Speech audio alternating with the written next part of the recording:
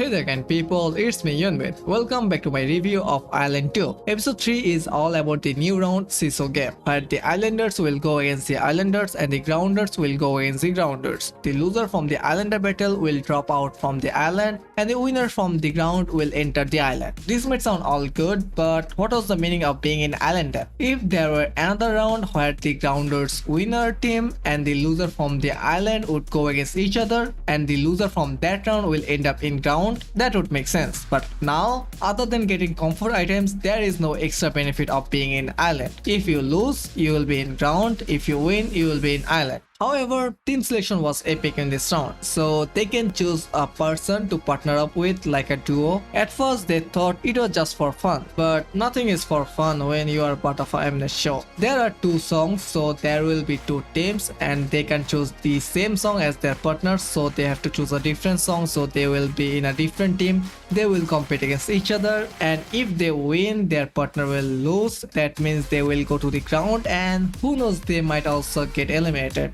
In case you forgot you are watching a Mnet show, this will refresh your memory, but I can't deny it was creative, and watching those sacrifices and traction was entertaining. In Island we mostly saw sacrifices, and in ground June led Fuko to choose. At least now people will see a good side of hers. However, Nana and Yuko were mostly confused. At first they both wanted like Hua, but when they saw Fuko chose Bad Boy, both of them became Fuko fangirls and wanted to do Bad Boy. End of the day, Nana got to perform with Fuko. Nice achievement. In practice, every day mostly circled around one or two stories. In the Panorama team, they showed Saebi's hard work and how serious she is in this round, and the song is too high. I mean, they say every song is the hard song, and being a full-time Vanessa, I know it very well. Anyway, in Team Whistle, it was mostly about the rap part. At first, Yuju got the part, but later it was given to Yu, but she forgot some lyrics in the interim evolution. Jimin also got criticized in the interim evolution, but one thing I like about Islanders,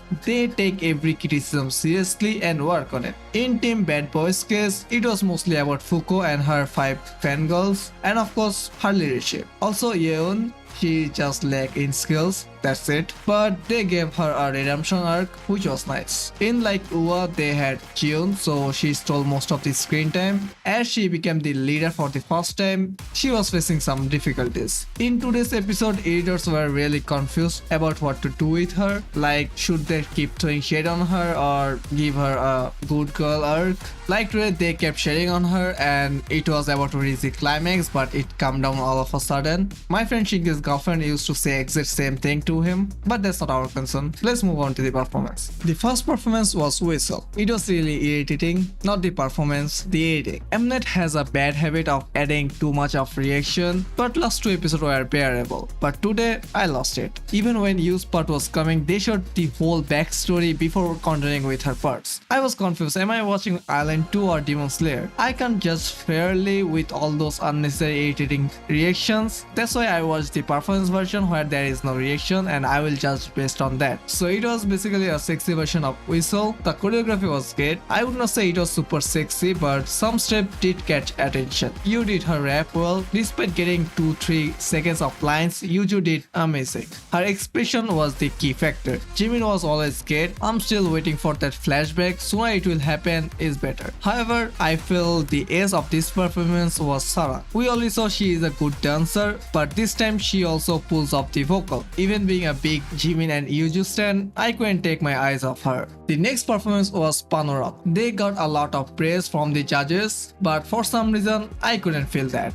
I can't deny there were some good parts, mostly Saebi. Last time she was unnoticeable, but today she was the only one I noticed. Her hand gestures were so similar to Eugene's. She worked really hard, and it is clearly visible in her performance. The overall performance also successfully brought the elegant eyes on vibe. Some members really stood out, like Sol for her great voice and Juwon for both vocal and stage presence, but Jongwon was a bit disappointing. Her Haina didn't carry that much of energy. I couldn't connect with her. It was mostly because of the song itself was really high. I know she will redeem herself soon. This team's strength was their dance. None of the members disappointed me with their dance, but if I had to choose which one was the better, I would choose Whistle. Today's last episode was Bad Boy. It was a disaster. Fuko carried the most of the performance. Surprisingly, Ling Ling's performance was too good. Nana also did amazing. Yoon got a redemption arc and did pretty well. Now, two Jeons left. One of them was the main dancer and other one was the main vocalist. And they're the reason this performance felt so tough. They had two main roles, despite that their performance was so mediocre. Not even mid actually. Jeon being the main dancer didn't have any stage presence. Kang Jeon being the main vocal, her voice was mostly unstable. And she even missed the last high note. If I had the power, I might have eliminated these two. Anyway, this episode ends here. As like what team will perform next week, I can compare both team at least now. However, it is time to update my top 7 and here are they. First, Bang Jimin, second Nam Yuju, third Choi Jong-un, fourth Son Ju-won, fifth Jung Saebi, sixth Mai, seventh Yoon Ji-un. Well, as you can see, the lineup didn't change. I really like these 7. I'm not changing them as long as they are not getting eliminated. Hopefully, I will not have to see that day, but I love Sarang and Fuko. Anyway, now I will go over some of your top 7. My friend Sora shared her top 7 are: